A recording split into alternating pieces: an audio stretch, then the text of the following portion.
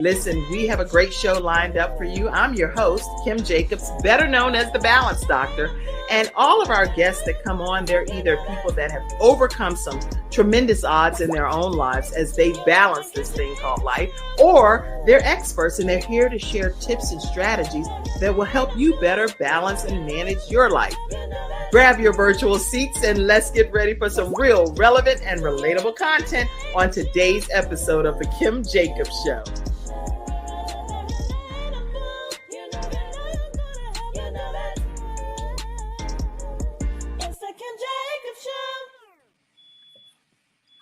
Hello, everyone. It is the Kim Jacobs Show. Oh, look, Sakina, you're like, girl, you ain't give me enough time. You know, man, my wings cold, they say, right?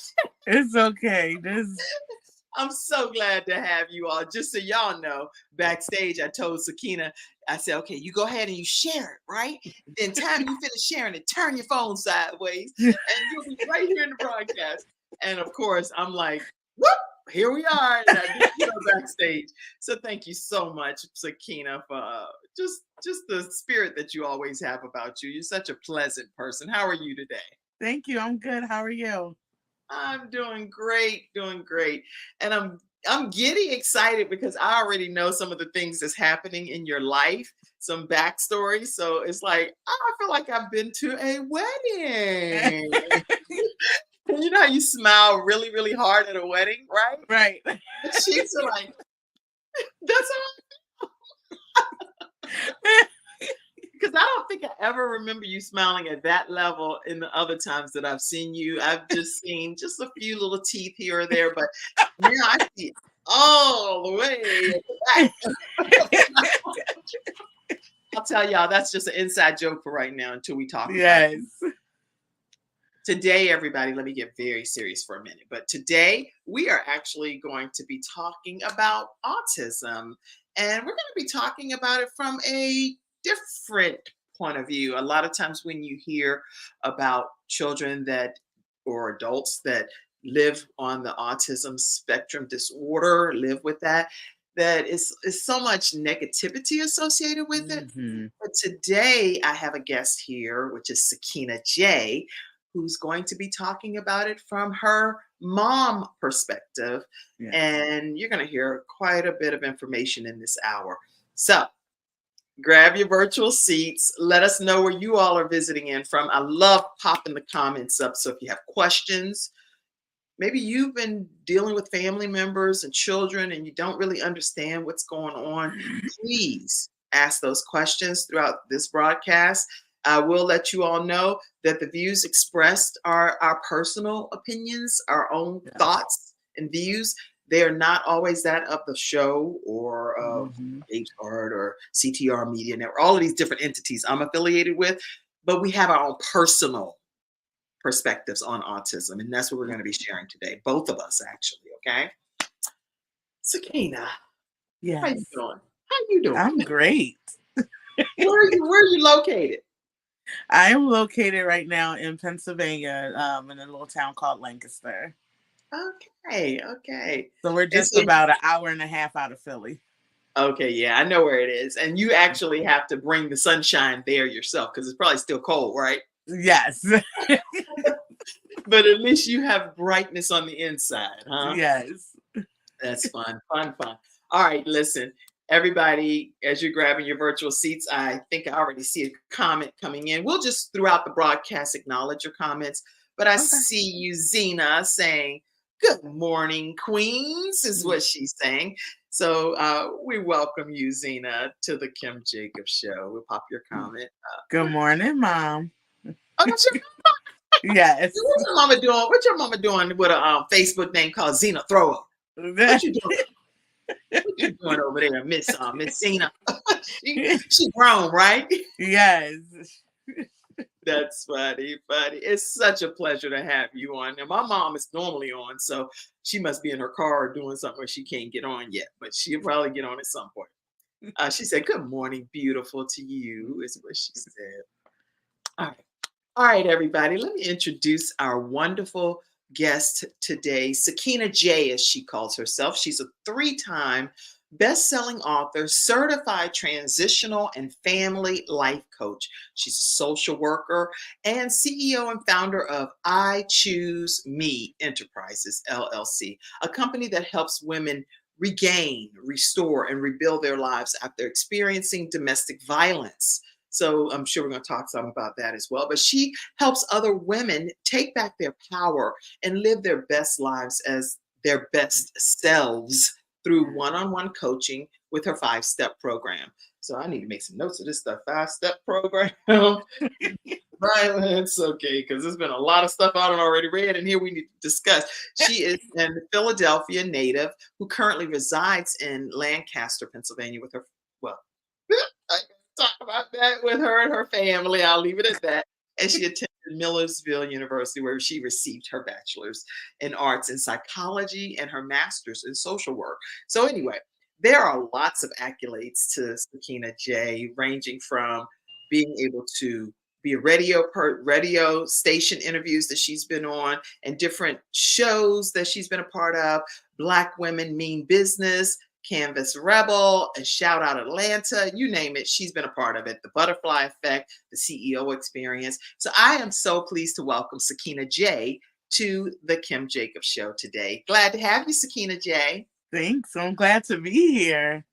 I'm so glad you're here. Okay, so before we dive into our talk today, which is about autism, just so everyone is fully aware, that's what we're going to be discussing today. And when we talk about autism and what it is, it's actually a developmental disability that's caused by differences in the brain. So some people with autism spectrum disorder have a known difference, such as a genetic condition, but some other people have the condition, but it's not scientifically understood as to why it's happening. So we're going to be deep diving into that conversation a lot more today. But I'd love to hear just some of your backstory, Sakina, if you don't mind talking to us and telling us who you are and where you come from. Okay. Well, as you mentioned, my name is Sakinna J, 3-time best-selling author. I started my writing and business journey I want to say it's only been 2 years. So yeah, I want to say November of 2021.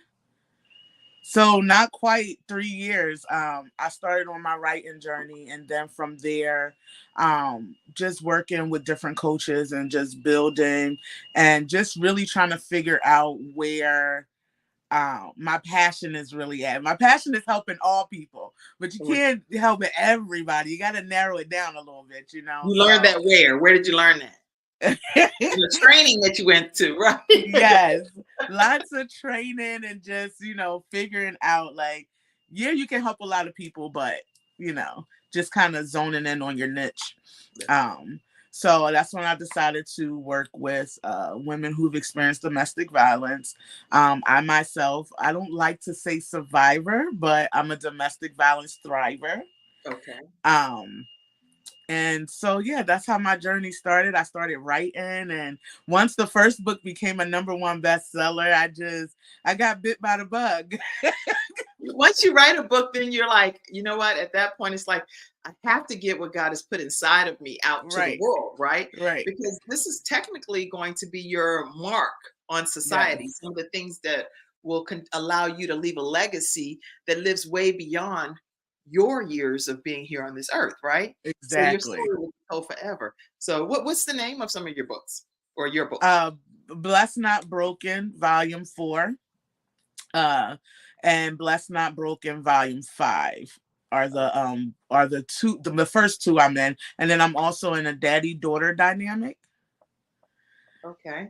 So all of them pretty much geared towards one story tells about, my domestic violence situation. Another story talks about me growing up as a teen mom. And then the daddy-daughter dynamic just talks about my relationship with my father and how it shaped all my other relationships. Interesting. See, now I know I've had you on the show before, and yeah, your mom said when God is in it, there are no limits. That's the point. Absolutely. And I agree with you wholeheartedly, Miss Zena, that once God is in it, it's no limits to what you can do. When you talk about your daddy-daughter dynamics, can you tell everybody how did that shape who you ultimately become? So your relationship with your father is very important. And so as a young girl growing up, when your father is absent, you tend to look for attention from that male figure in other places.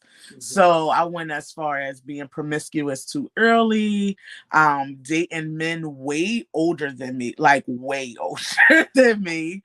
Um, and just like searching for that male interaction. And I was in contact with my father, but in the same token, it wasn't always good communication, Right, right. because he himself chose a lot of women before being a parent. Okay.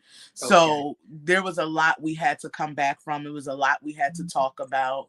My title in that book is called The Decisions He Made. Mm, So that way, I kind of geared towards these were decisions he made as a parent based on how he was parented. okay. You know what I mean? So it's like sometimes you have to give that forgiveness to your parents because they're only parenting you from what they were taught.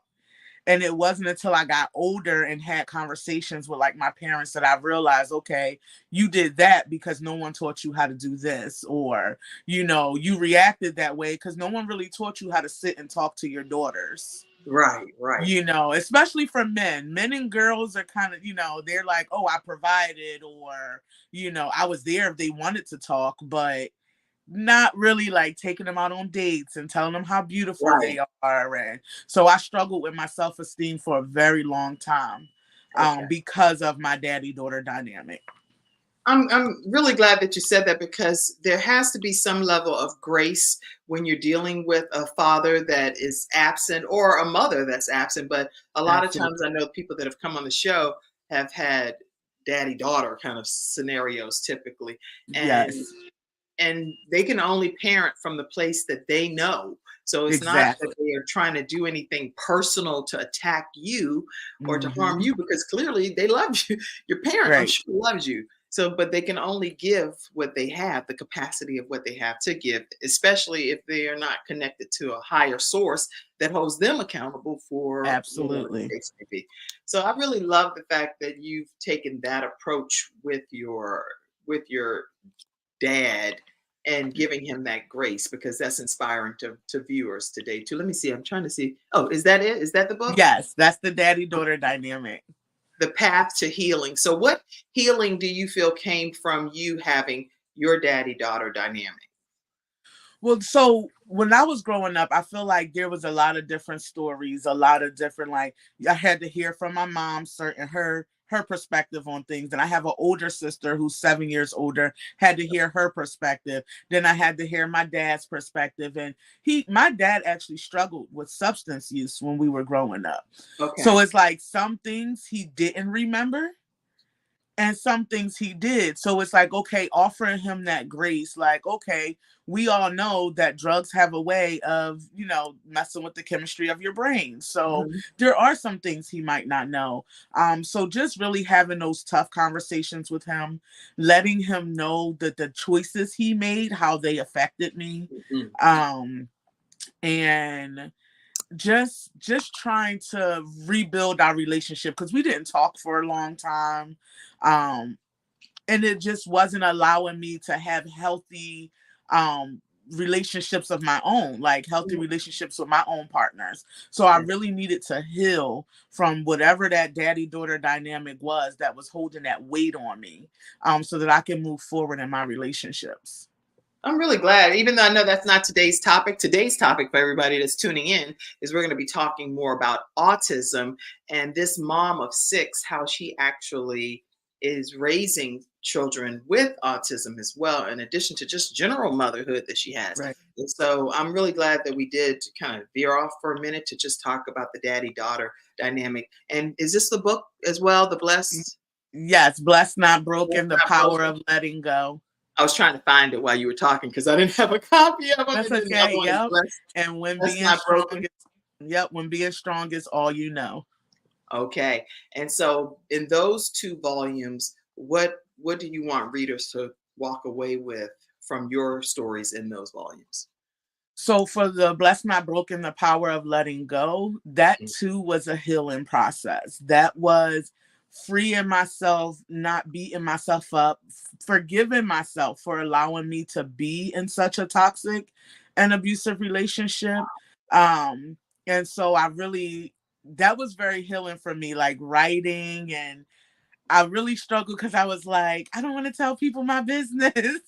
People are going to judge me, but I got so much good feedback, and sometimes we just need to let go of those very toxic relationships. It doesn't matter who it's with, or, if it's not adding any value to your life.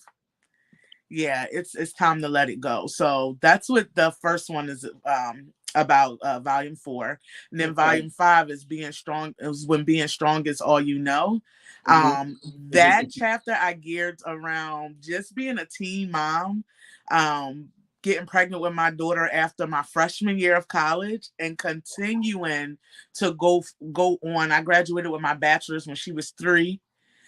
So I continued. I think I took 1 semester off to have her, and then I just went straight through. So it's just taking you on my journey. All the obstacles I was faced with having a baby daddy who didn't want you no more, and taking care of that child on your own, and just that chapter is more so geared towards helping younger moms. Wow. Because you don't know how strong you are until you have no choice but to be strong. And so that's the chapter in that book. Is when strong is all you know. Exactly. That is a powerful title for a chapter. When strong is all you know, girl. And I know I live that in my life as well. And you're forced to be strong in a lot of different instances where other people might buckle in those situations. It's like, I don't have time for that. I don't have time to be buckling right now. I need to stand stronger than ever. And when you've done all that you can do, according to the word of God, guess what? Then we still should stand, and we should stand even more flat-footed instead of buckling, because that's when we're needed most in a lot of situations and circumstances, So for that chapter, I actually went into how I became a teen mom, and then ended up pregnant with twins when my daughter was 14. So okay. So when the baby daddy didn't work out with the other situation, then you thought this situation definitely gonna work out, right? Oh yeah. Oh boy, here we go, right? And that didn't work out, right? What situation? With the twins daddy. Oh no, I just married him. You don't supposed to say that yet. I don't even bet or anything. I literally don't bet, don't play the lottery. I don't even know that. I would have to get a whole tutorial, and I'm not even joking. So my friend jokes me all the time. She's like, girl, if I ever win, I said, well, if you win, then please, for the love of God, give me some or whatever. But for me to go in there and hold the whole line up and try to get an understanding of, what do you do here? What do you do? Anyway, one of these commercials in the North Carolina area is Kevin Hart. He's a comedian. And he makes this one joke. He's like, made my wings cold. And he's talking about this betting site. He's like, made my wings cold, draft cream. And he was going off, right? So now that's how I feel right now. I'm like, you done let out the bag, Sakinna J. You're not supposed to be doing that. I'm joking. Okay, listen. So the twins, oh my gosh. The twins' baby daddy. Now you done say it all. Let me just go and say it in the world. The twins, which are these beautiful twins here, their baby daddy is, what's their baby daddy name? That is George. That is my husband. All right. So Mr. George became your husband when? Last Saturday, April 13th. Oh, there's all of them. That's the whole crew. So you and James have become George.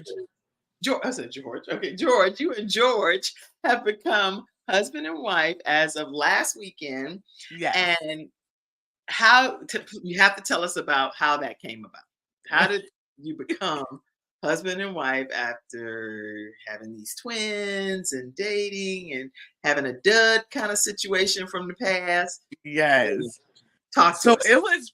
It honestly was one of those situations where you didn't expect it to happen, and it just kind of happened. It's like, as much as I kept trying to force myself to just stay his friend, it was just like, this is what God has for you. Like, why are you trying to friend zone him? And then prior to us meeting, like, I was just coming out of a very toxic relationship. Right. He was coming out of a very toxic relationship. So we just kind of like, took it slow and those sort of things. We really just became best friends before anything. Mm. And then, of course, like, I ended up giving in. I ended up giving love a try, and I'm so glad I did. Um, but of course, it had to come with a lot of healing, and like I was going through therapy and things like that. And Right. he had said to me, I'm not going nowhere. Do what you have to do. I'm going to be right here when you're done. And I was just like, so it didn't matter to him. Like I was like in therapy and trying to just work through all the things I had been through in the previous relationship. And he just waited, and he I love just, you, George. yeah. You won my heart over. Oh my gosh. So I love the fact that what you're saying is that if the right person is that person designated for you, your soulmate, they Right. will give you the grace to be able to get yourself together and still not go anywhere. I love that. Exactly. I love that. And Exactly. here you all had obviously become parents of your twins, and Yes. he's like, do what you have to do. Not, and I'm gonna be right here. Yes. And George stayed right there. And hence, Yep. tell us the lineup of these beautiful the six children that you are mama. Talk to. Okay. So we are a blended family. We have one boy, which is right there behind George. He's George as well. All right. Um, so we have the one boy who's 23. And Okay. then we have 5 girls. So Nevaeh is right next to George, the husband. Okay. That's our 19-year-old. Next to her is London. She's our 14, soon to be 15-year-old. And then on the other end next to me is Brielle. She's 13. And then the twins are 4. Awesome. Beautiful blended family. And I know again we're talking about autism today, but even you have so many topics we could talk about. So how Yes. is it with a blended family? I mean, I'm trying to get all the topics in an hour here. So being able to balance life as a wife, a mom, an entrepreneur, and then also having to deal with all of these personalities from a blended parent perspective. Please tell us briefly about that.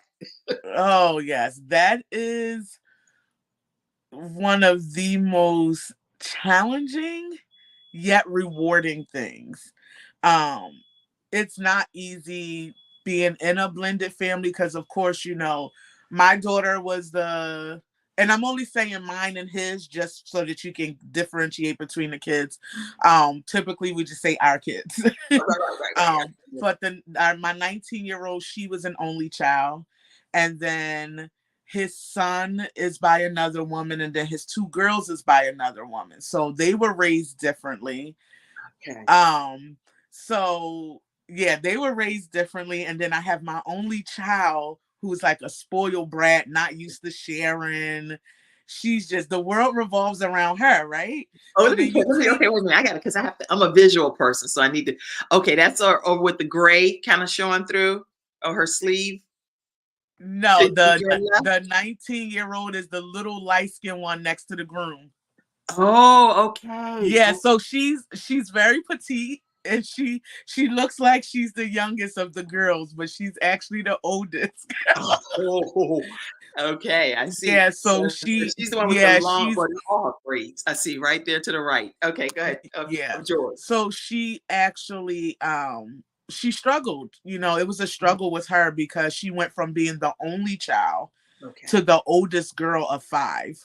Now she had to deal with it. It's like, look here, y'all. Y'all gonna listen around here because I'm not gonna Right. be. So it's like, Yeah. okay, mom, not only did you choose to get pregnant while I'm 14 and have kids, I'm in high school, you get twins, and then on top of that, you bring these other 2 kids in here. Like, what are you doing? So it has definitely been challenging, but rewarding at the same time because I feel like my connection with each and every one of them is different. Mm. So I just feel like like two of his children already call me mom. Mm-hmm. They've been calling me mom before I even became their stepmom. So I have a really good connection, and we have an amazing time together. And so it's just one of those things. Everybody helps with the girls. So it's just one of those things where it's like, it can be challenging at times. Right. But it definitely has its good times as well. I'm really glad that you're taking the time to indulge me in talking about marriage, talking about the blended family, talking about teen motherhood. You've said so many things. Listen, if you are a blended family as well and you're tuning into today's episode, make sure you share your story with us right on the Kim Jacobs Show at kimjacobsshow@gmail.com. We'd love to possibly feature your family as well. So bring the information in the story. If you're a teen mom, if you're a person that just recently got married, or you're long-term marriage and you want to share some tips on here. Your mom said you are an amazing mother. Oh, thank you. I get it from her. Oh, y'all are so sweet. I love it. I love it. Okay, listen, everybody. We are talking today with Sakinna J, and we're talking about how to deal with autism. And with her being a mom of twins that live with autism spectrum disorder, we want to be able to talk on the second half of the show about how does she do this? How do you manage your children that live with autism? And especially with this being autism acceptance, it's a big difference, not just awareness. Autism acceptance. Let's accept some of the things that we're learning about regarding our children that have autism. So let's take a quick commercial break. And when we come back, we're going to hear more from Sakinna J, or really Sakinna J. Lewis now. Leave it at that. I'm going to put a whole government name out there. Sakinna J. All right. We'll be right back right after this break. Hi, I'm Kim Jacobs, the Managing Director of the Charlotte, North Carolina chapter of Ewomen Network. I am so excited that you stopped to watch this video. I've got good news for you. You've just discovered an international network of women entrepreneurs who are committed to helping you achieve, succeed, and prosper. We're on a mission here to help 1 million women entrepreneurs each achieve $1 million in annual revenue. Here at Ewomen Network, we have a complete success system that supports you every step of the way in building and growing your business. You being here right now is no accident. We're supposed to know about you. We want to meet you to find out how we can help you, as well as learn about what you have to offer. With over 500,000 women connected through 118 chapters across the United States, Canada, Australia, and the United Kingdom, you are never alone. If this is resonating with you, please go to ewomennetwork.com/Charlotte. Notice too my contact information. I invite you to reach out to me and to check out our upcoming in-person and online events. I'm really looking forward to introducing you to our special community.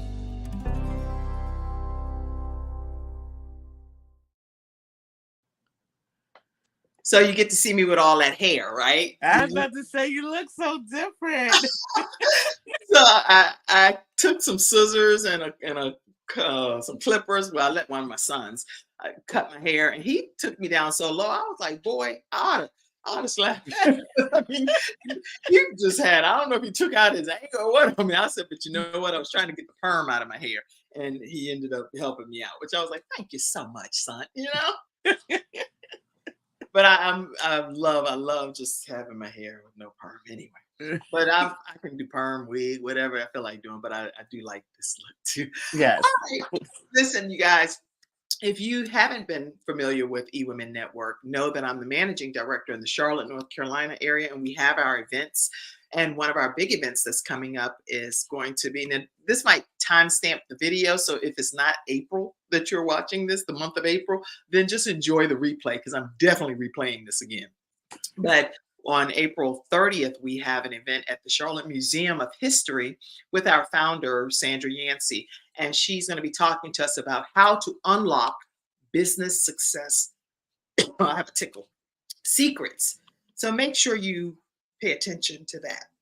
All right, talk to us, Sakina, about autism. Let's talk about that. Okay, so first off, there's such a huge misconception around autism. And it's something where you have to catch it early on. You have to get early intervention is key for your kids to become successful once you realize there's a delay. For me and my kids, like I actually used to be a therapist that worked with children on the spectrum. So it was like after their first birthday, I started noticing that the words that they could say, they could no longer say.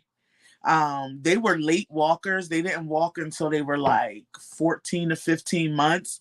And when they started walking, they were only on their tippy toes, which they still currently do. And so I'm just like, something's a little off. Now we take them to the doctors often. You fill out those little those milestone reports that the pediatrician gives you. Those reports, they seem really tedious and they are really nerve-wracking when you go to the doctors. But it is very, very, very important to fill them out because you'll be able to see like, okay, my kids aren't doing this on the, at the right age that they should be doing it. And after like, I want to say the second time of them not hitting those milestone marks, I was just like, can we get early intervention? I told the pediatrician I wanted the early intervention. She was just like, you sure you don't want to give it a no? Absolutely not. They're clearly behind. They were doing a lot of like hand flapping and just making sounds. And so we got them into early intervention like right away. I think they were like 18 months. Yeah, it was like right before they hit 2, we got early intervention involved because some kids just have a developmental delay. Right. Some kids just have a speech delay.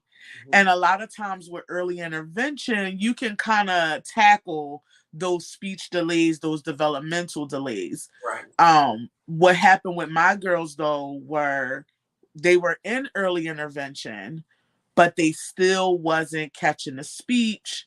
There was still the toe walking, the hand flapping, the sensory needs. Like there's a lot of textures of food, textures of clothing, trying to find shirts that have tagless tagless shirts because my one twin is just like this all day and she can't tolerate it. So I'm either cutting them out or buying her tagless shirts.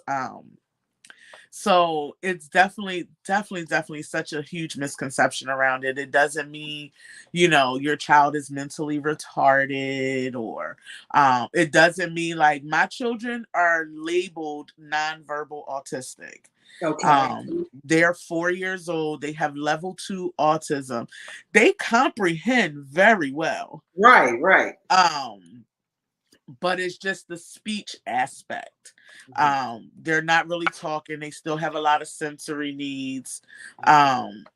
They are still very triggered by change, any type of change in their schedule, any type of anything. Like I'm very grateful for my mom and my other kids this past week because while we were on a honeymoon, they were going crazy. So just changes in their schedule. So yeah, definitely early intervention is key when you start to see that your children have any sort of delay.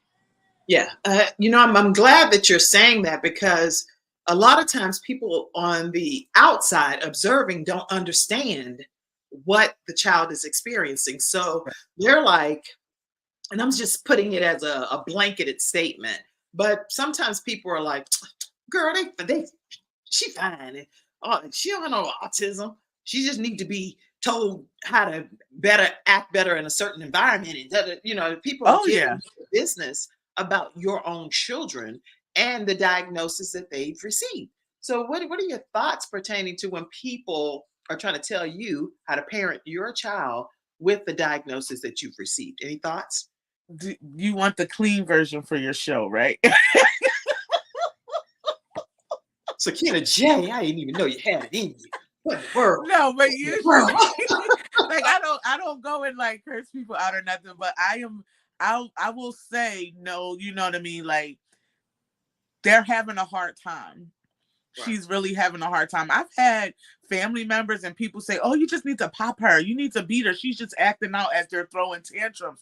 And it's like, no, something's setting them off, and I need to figure out what it is. So I try my hardest to ignore the negativity that come from people that don't understand, while Right. also educating them Mhm. and getting them to understand. One of the people that it comes to mind as we're talking about this is like my grandma, right? She's Oh, 78. old school. Yeah, so she's 78 years old, right? And so she's just starting to understand. They're 4. But before she didn't really understand it. She's Right. like, what's wrong with her? She don't hear me talking to her. Like, and so my grandmom is hard of hearing too. So it's Right. like so it's like she was somebody that I felt like I had a really hard time trying to explain, and she would be like, "Oh, put her on the phone," and I'm like, "Grandma, she's not going to talk to you," So she's just like she's starting to get it, Okay. and so we were actually just at her house maybe like a week or two, like 2 weeks ago, and she was just like, she's crying. What does she want? Like, what's changing wrong? her language. Yeah. And then one of my babies bit her. And so, because we're doing the biting. She gonna get a spanking messing around. You like, girl, yeah. Think about no autism. I'm gonna get you. You gonna keep on your tail over there and sit on down somewhere. Right. So she bit her, but when I say she did extremely well, like I can tell that she's understanding more about their diagnosis, Right. and about their needs. Usually you're at my grandma's house and you come in the house and you try to go in her refrigerator or anything, she gonna let you have it. You ain't wash your hands. That's your grandma, my grandma, everybody's grandma. You my ain't wash grandma your would say, "I'll hands. beat you back in." I'm like, you know, beat somebody's back in? What does that mean? It's a lot. Yes. So with them, it's different. Like they'll go in her snacks, or they go in her refrigerator and stuff. And she's like, "What you want out of there? Come here, grandmama, give it to you." Like, so she's really starting to understand what they can understand and how to engage with them with such a big age difference. That's right. So I just take my time and just like, no, grandma, this is what you got to do, or this is how you got to do things. And teaching other family members as well, how to interact with them, making sure I inform people of the trigger words. Right. Because what are some of the trigger words that happen with your children? Yeah, so they get triggered. Yeah, they get triggered by no. They get triggered by stop. Pretty much anything that will deny them access to something that they want. Well, that's where the borderline comes in, because children that have just general bad behavior also get triggered by those words. If they're in the grocery store or they're at a department store and they're told, "No, you're not going to get that toy," then does that then make them autistic? No, it might mean that in that particular instance, the child is just not used to accepting the word no. Right. So it's just a fine line, and that's where the teaching and the training comes in. Yeah, so they would have tantrums. They still do. They'll have tantrums, fall out on the ground. So what I started doing is like, instead of telling them no or stop, I'm just like, "Here, give to mommy. Give it here." So when I use different words, they're like, "Oh, she's asking me to give it." It takes away that negative, that harsh, like no, stop. Don't do that, So we definitely do try to find words that are a little bit more softer. That's good. That's not triggering, that allow us to still have a win, right? Because we still need you to give me that if that's dangerous for you to have. but just finding words that are less triggering for them. That's good. I'm glad you're saying that. And I know my daughter is autistic as well, and a very intelligent young lady, brilliant honor roll student, and just an amazing young lady. But there are Yeah. certain things that really agitate her to a Mm-hmm. whole different level. And I know that. And so I go to great extremes to help modify the situation, Right. giving what I know it can do to agitate her at that level, because she's Right. not a person that's agitated at all. So if this bothers her, then I'm going to make sure that I help prevent it from happening in her life as much as I can. So Exactly. I'll give you an example is certain noises, it sends her into oblivion. So she'll put on her she'll put her ear pods in, which are the noise canceling ear pods. Then she'll put a set of headphones on top of that. Oh, wow. And so it's just like, I mean, She I needs can to hear really you, block that out. but I'm gonna block all of this drama and noise out. Yeah. And it's just something that comforts her and it makes her feel better. And Yeah. in certain environments, sometimes like if we, especially when we're visiting churches or different, like forget a concert. I'm not even she don't even want to go to she don't want to go to nobody's concert at all.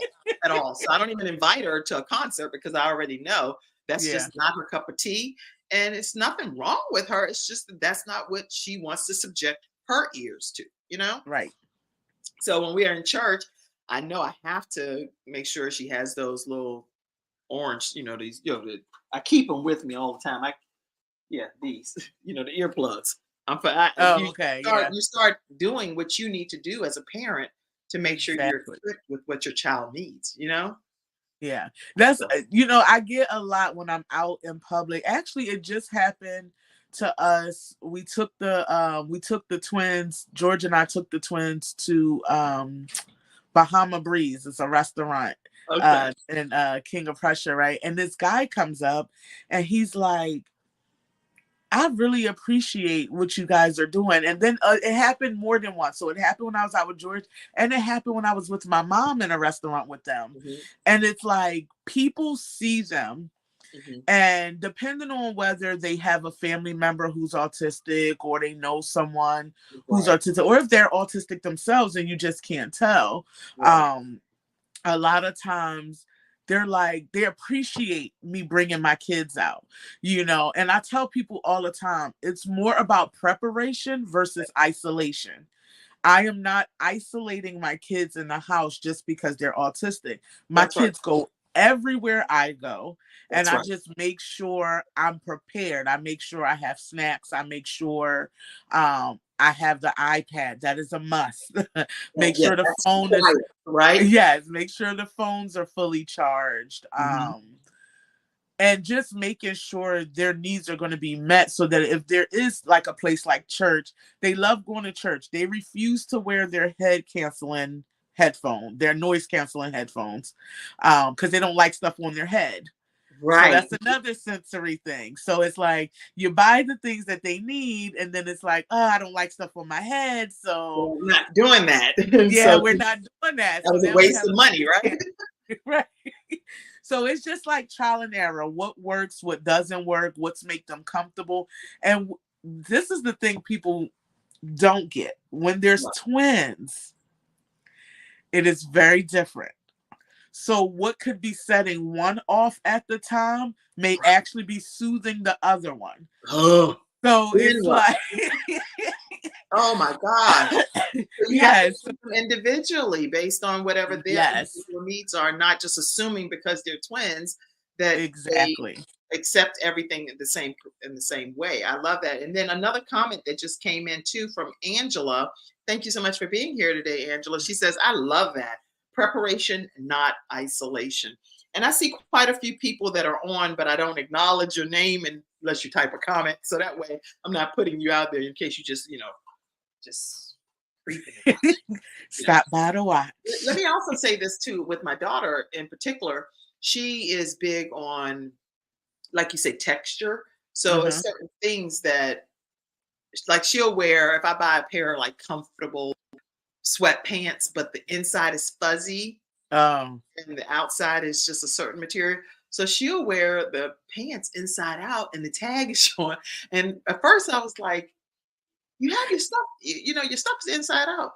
She was like, Mom, I'm comfortable.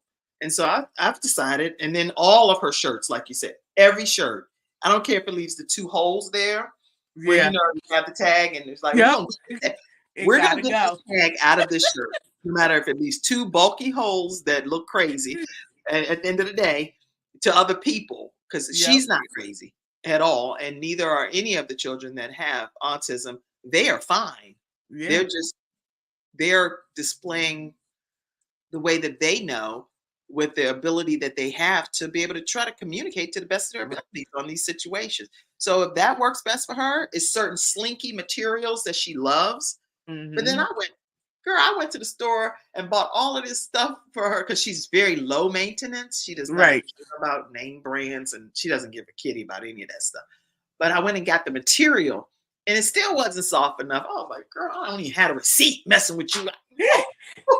And see, sometimes, people like to, if a child has a sensory issue, they like to stick it to their diagnosis, right? But here's what's interesting. So George does not like to wear really like cotton shirts. They have to have like a soft material to it. He doesn't like anything rough on his skin. His sheets has to be a certain count. Like, he just likes certain things on his skin. And he's not considered autistic. For me, I don't like to touch like gooey, slimy stuff. I just can't touch it. But I'm not autistic. You know what I mean? So it's like, we try to be like, oh, it's because they're autistic, but some things are actually just a preference. Preferences, right? It's just a preference. Like my mom, she doesn't like gummy candy. She doesn't like anything like gummy bears, gummy worms, anything that slides around him. Nope, she won't do it. So it's like, how much of it is the autism and how much is just your preference? Good point. But because we know that they have autism, right? We're like, oh, that's a part of the spectrum. That's a part of the. No, not really. Like, maybe they just inherited in my life. Yeah. And then we actually have family discussion about it, Sakina. And then my daughter, she'll say, if you go and take the test, saying this to some of her brothers, and she's like, I pretty much think you would be diagnosed. But the thing is, guess what? And she even said that she said that to her grandma. She said that to everybody. I'm like, I can guarantee you, if any of us probably took the test for real and went through the formal diagnosis from a medical physician, a lot more people would be autistic and on the autistic spectrum disorder than what's currently diagnosed. So we shouldn't be so eager to judge individuals, because according to all of the statistics, there are quite a few folk that are living with the autism spectrum disorder. Yeah. Actually, and even with your children, even with your children, like my children being considered nonverbal, right? They have words. It's just they prefer to use sign. I think they prefer to use signs. My one twin prefers to use sign. And my other one, she's actually starting to recite her ABCs and her 1, 2, 3. So it's like, we're with therapies, they are in extensive therapies. They're in ABA therapy. They go to a special autism school. They actually, starting today, they're going to be getting extra speech therapy. So now that they're getting older and they're able to sit and actually do instructions and sit through instructions and, in a classroom setting, now they're able to go into speech and really try to get some things working with them being able to talk a little bit more. My children also uses, I don't even have, they have it with them at school. They have what's called an AAC device. Okay. So it's an iPad, and the school speech therapist programs anything you want on it. Anything possible. And so they'll go to snacks, and they'll hit snacks, and then they'll hit gummies, or they'll hit cheese curls, or they'll hit some, but it talks for them. Oh, wonderful. What I've noticed though, and at first I'm like, no, this is not, how is this going to work? You know, Right. the iPad is talking for my child and it Mhm. say, I want to go play. I want this. During Halloween, they put a trick or treat button on there. So Okay. they knew that every time they hit trick or treat, something went in the basket. Oh, they like, So oh, we get ready to get some candy. yeah, so we did that. But what I learned is by them constantly hitting the buttons, Mhm. they start to repeat what they're hearing. That's good. So they'll start to repeat certain words on there. Um, and so it's working really well with them requesting things, um, requesting what it is that they want. They use sign language. Um, and they're just doing amazingly well. I know within the next year or two, they're going to be talking my head off. Oh yeah. Oh yeah. Yeah. Like Yeah. I know it. Like I can feel like they're gonna be talking. That's good. Good. Good. I'm so excited about their progress and how God is blessing them through this. Yo, your mom said, "Look, there's nothing wrong with my babies," and we agree with you. It's She something. says that all the time. She says they are very smart. Kim, when I tell you any type of, you know how you put up barricades in your house, like keep your kids Right. safe, you know, you got the gates, you blocking them out of this room, you got Right. this, you blocking them out. There's not anything we've tried that they haven't maneuvered and figured out. I mean, they figure out everything. They are so smart.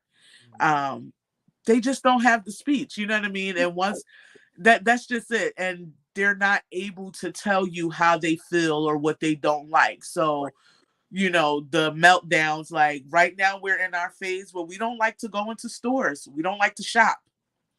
We Then pull you would get into somebody to help you, one of the children or whomever, right. So dad, somebody while you go has in and then come back out.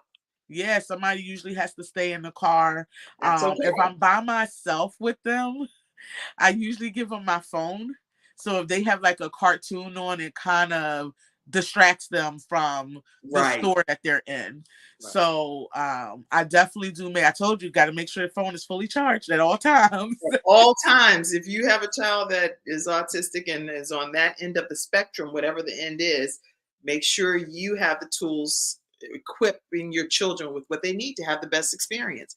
Because Yes. again, they're assigned to us as parents. Right. And so whatever they need, my daughter, she's very, very articulate and she'll make it very clear to me, Mom, and she's not being sarcastic or anything, but she's a true Mhm. advocate for herself.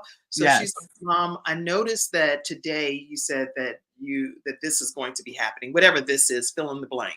And I Uh-huh. would say, okay, that is what's happening. She said, well, do you mind telling me in advance so that I can know that that's going to happen on that day versus you just telling me right at that moment?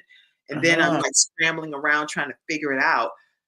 But to me, I've already given her like 24-hour notice or whatever. She's talking about the day you find out. Like if it's a week ago, let me put it on. And she has a calendar. She has a vision board. She is That's amazing. extremely organized.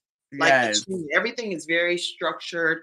She'll wear like the same sneakers. And I'm like, what? I don't bought her like 3 or 4 pair of sneakers. But she's like, well, those don't have memory foam in them. So now I'm like, oh, I will not buy a pair of sneakers without memory foam. And if you take me out and say it's memory foam and she put her foot in there and it's not real true memory foam, she knows it. You know? Yes. Yeah, So we go through the shoe changes throughout the year. My one twin was infatuated. Somebody said, get her Crocs because they never keep shoes on their feet. So somebody told me about getting Crocs. I personally hate Crocs. That is my personal feeling. I cannot. This is again not the views of the show, y'all. The views of the show. Sakinna J don't like no Crocs. Personally cannot stand Crocs. So their godmom went and got them a pair of Crocs. They fell in love with these Crocs. Now the weather's changing, right? So it's starting to get cold and they still want to wear Crocs. So I put the Crocs on with socks. But then it started getting wet outside and snowy. And so now it's like, okay, I have to buy sneakers. So when I went and bought sneakers, it has to be something like glittery and pretty. they don't really like black sneakers, which right now they got black sneakers, but they got all this sparkle all over it. So I just try to make it work. I take them in the store with me. I'm like, you like this? You like that? I let them pick out stuff. Because I mean, if they were able to speak and they were your typical 4-year-old, you would be taking them in the store. Oh, what about this? Do you like that? So I do the same thing for them. Yeah. My daughter, she doesn't want anything new. That's the thing. She's like, you don't have to buy me any of that stuff because I'm good with what I have, but it's mismatch and it's not, it's like, girl, we can ready to step out. She was like, well, can I wear what I have on, or am I not allowed to go like this? I'm like, right. Can you possibly just wear one of the dresses that I have? And at first I would kind of try to force the dresses that I purchased. And now I just let her pick out which of the dresses accommodate what she feels. And she's like, Mom, see, this has this material inside, and she'll show me. And I'm like, Kim, why can't you get this whenever you're it's like, I feel like, at this point that Angela is making, which is a really good point, and tell me if you feel this way I do. They say the soul of our children choose us to parent them. Oh, I like that. And I do. I agree with that. I agree. God knows exactly what our children need and who he wants us to be as the parents that he's lent. And I believe my children are lent to me because we have our permanent home that we're going to be in ultimately. And our children are given to us for a temporary time right on this earth. And I'm honored to be my children's mother. And whatever disease, disorder, whatever, first of all, I do rebuke it. Now, let's be clear. I rebuke all of it in the name of Jesus, because I believe wholeheartedly that our children and ourselves can be healed of anything. And that's my personal belief. Not the views of the show always, but Kim Jacobs' personal views. It has definitely been an experience for us. I'll tell you what, George had no idea about like autism. Like, he didn't understand. He was a little in denial. He was one of those parents that was a little in denial. Like, no, they were preemies. So, because they were preemies, you got to get their brain time. And it wasn't until he started to go to therapy sessions with them, or go and they see how they were interacting and things that they were learning. And he was like, oh, wow, like, it's definitely been a very humbling experience. I tell people all the time, like, I'm super patient with them. The way I'm talking to you is typically how my voice stays, even when they're having a meltdown, even when they're throwing stuff at me, even when they're biting and kicking me, because we have had those moments. But I try to stay at the same level, figure out what the issue is so that they can come out of their meltdown, because I don't want them to hurt themselves or hurt me. Right. So it's definitely it's challenging, especially when you're trying to do everything else in life. You're trying to work, you're trying to, build businesses, you're trying to maybe cook a meal or something, and they're all in the kitchen. So we definitely do work as a team. As far as like our scheduling, we do have older children, so they'll help out, like, excuse me, if I need to go into a meeting, or if I have something to do, or I need to run to the store. It's like, okay, watch your sisters, they don't like the supermarket. I'm gonna run to the store, I'll be right back. So good teamwork. Yes, a lot of good teamwork. And then of course I have people like my mom that don't mind watching them. Sorry. I had to tip on my throat, so let me know if you need me to remove you off the screen for a second. Hold on. What I'll do, let me know. Give me a thumbs up when you're ready to come back on, when your tickle gone, because I had to hop off the stage a second ago myself and grab some water. But listen, Sakinna J, you guys, I want to make sure you know how you can stay connected with her. You can email her at sakinnaj601@gmail.com. Sakinna J 601@gmail.com, or you can also connect with her on Facebook, and that's at Sakinna J Alston, or on Instagram at Sakinna J. And you good back there, Sakina? All right, okay, I'll pull you back in.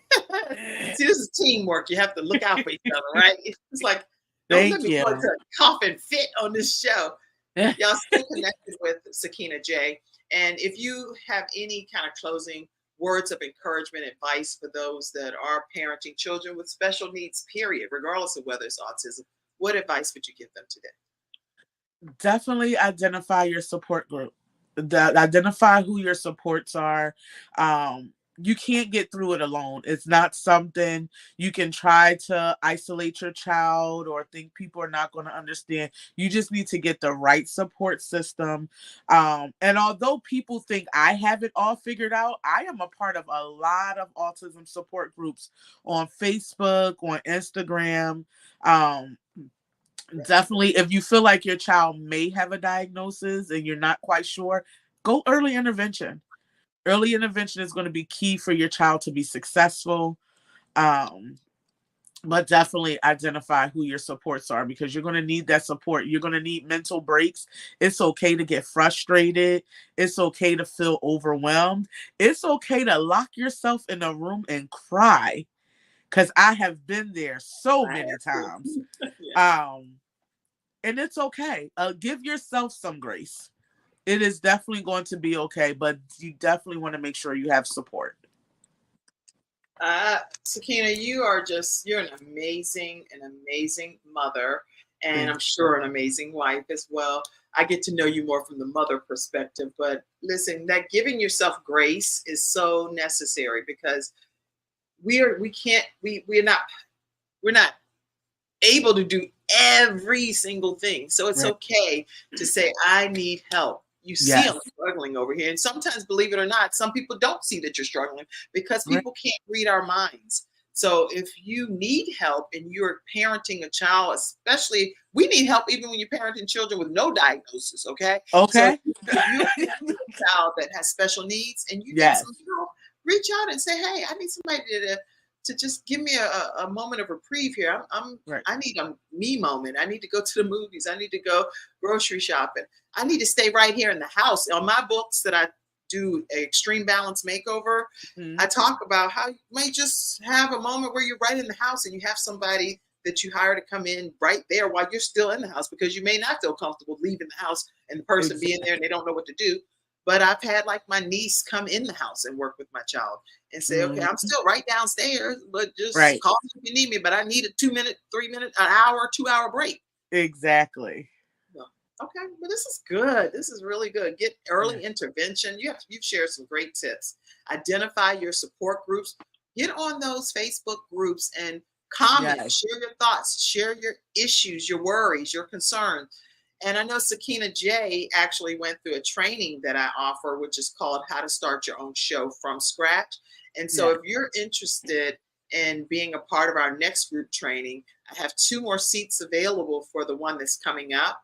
And I strongly recommend. Do you recommend people take the training? Oh, absolutely. It was amazing. It was amazing. And I am glad that you were a part of the training. And so your new show that's going to be coming out very soon is called what? It's called Autism Talk with Sakinna J. So follow me and you'll get the details on when it's going to premiere. And you guys, I hope it's going to be coming out soon, because the world needs what you have. Autism Speaks or Autism Talks. Which one is it? It's Autism Talk with Sakinna J. Autism Talks with Sakinna J. I really want you all to follow her on all of her social media pages, because she's going to be talking everything autism. If you know of parents and family members that have children that live with autism, make sure you get them to tune in to her episodes that will be airing very soon. So you can follow her. Where can they stay connected with you? I'm on Instagram at Sakinna J, SSAKINNA J. I'm on Facebook under Sakinna J Alston. Last name is ALSTON. And also you can email me at SAKINNAJ601@gmail.com. All right. And as you can see, again, she's newly married and they are a blended family. So that's the father of her twins. And that is their complete blended family that they have there together. So congratulations again to you, Sakinna J and George. So I'm excited about, and you say your last name now is Lewis. So Yes. Mr. Lewis, I'm so glad that you found a beautiful, beautiful being in Sakinna J. And congratulations. Yes. Thank you so much. Did you have a good time on the show today? Oh, this was amazing. It was great. Was there anything you wanted to say that you didn't get to say? You know how you're at close out, you're like, girl, I meant to say this. I don't think so. Okay, well, I want to let everybody know that I'm very grateful that you all tuned in today. Please make sure you share the broadcast with everyone you know. And if there is anything that has helped you in this episode or in any of the episodes as we bring balance to the world one household at a time, please make sure that you all provide some type of monetary donation to the Kim Jacobs Show. And you can do that through Cash App, $ Kim Jacobs Inc. Or you can also do it through paypal.me/Kim Jacobs Inc. or through Venmo at the Kim Jacobs Show. Every contribution is greatly appreciated, and it allows us to continue daily programming. This is not something that you can just do and not have any funds coming in. So we need your support, and we appreciate your support very much. So thank you all so much for everything that you do to make the Kim Jacobs Show possible. All right, everybody, on that, closing comments from the studio audience. Have an amazing day, your mom said. On purpose. And Angela said, love the Kim Jacobs Show. So awesome. Thank you, Angela. Great show, ladies. Blended family. Beautiful. Thank you. Congratulations on your new show. All right, everybody. That's today's episode. Thank you, Mackenzie backstage. Thank you, Sakina, for being here today. Thank you for having me. Audience. I love you all. Have Bye. a great one. Bye-bye. Thank you for tuning in to today's episode of the Kim Jacobs Show and for being in the virtual studio audience. Your presence truly does make a difference, and I look forward to you bringing your friends and family to join you in the virtual studio audience Monday through Friday at 11 o'clock a.m. Eastern Standard Time. I look forward to seeing you and make it a great day.